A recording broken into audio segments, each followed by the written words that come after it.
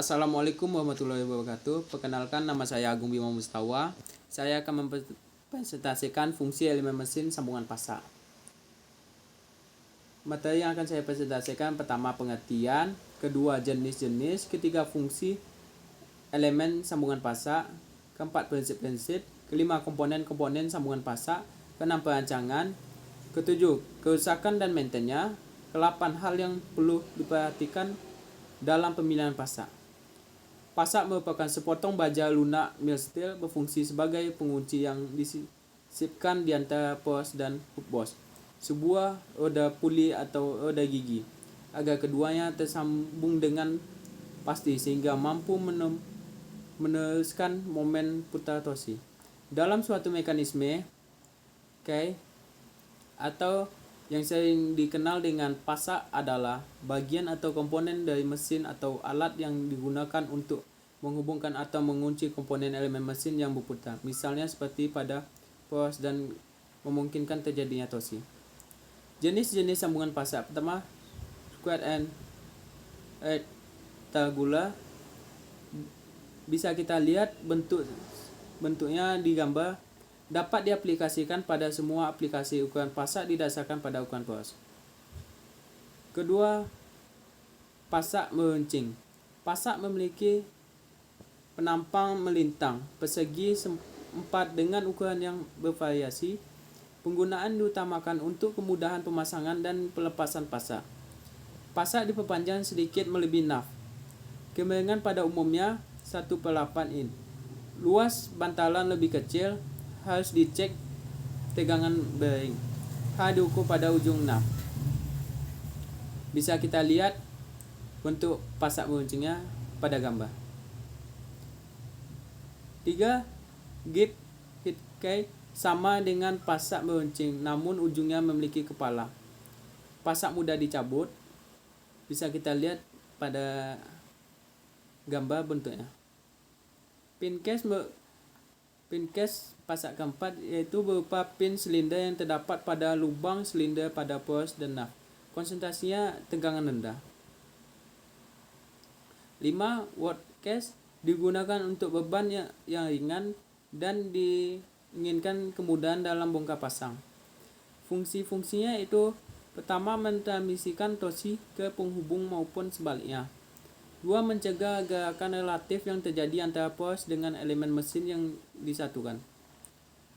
Pasak merupakan sepotong baja lunak mild steel berfungsi sebagai pengunci yang disisipkan di antara poros dan hook boss, sebuah roda puli atau roda gigi, agar keduanya tersambung pasti sehingga mampu meneruskan momen putar torsi. Prinsip kerja: pengunci yang disisipkan di antara poros dan hook boss, sebuah roda puli atau roda gigi, agar keduanya tersambung dengan pasti sehingga mampu meneruskan momen putar torsi.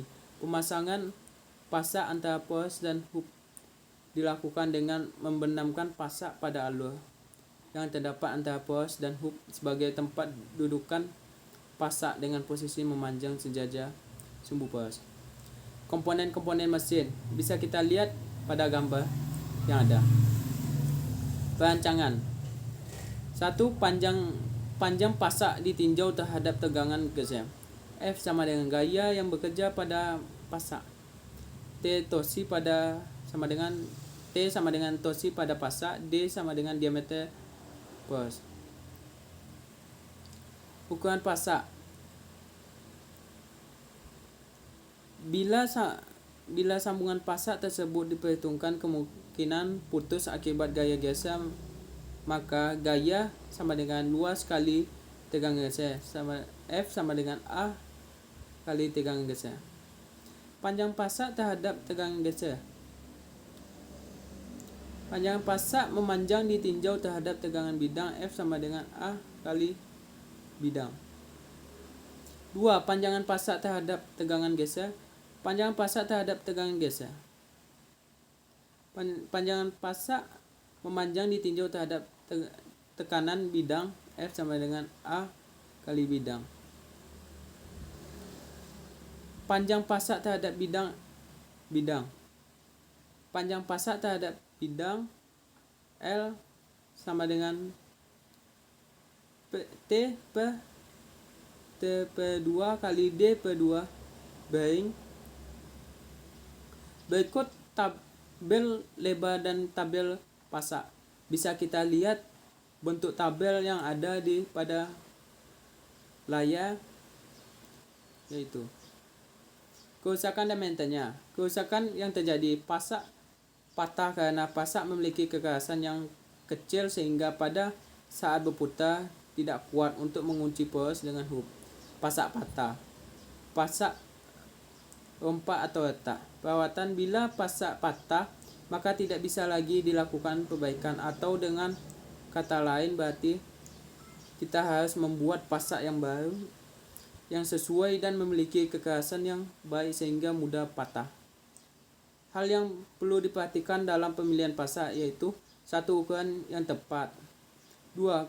Kekakuan koneksi. 3. Kekuatan untuk ditransmisikan. 4. Pemilihan jenis material. 5. Biaya.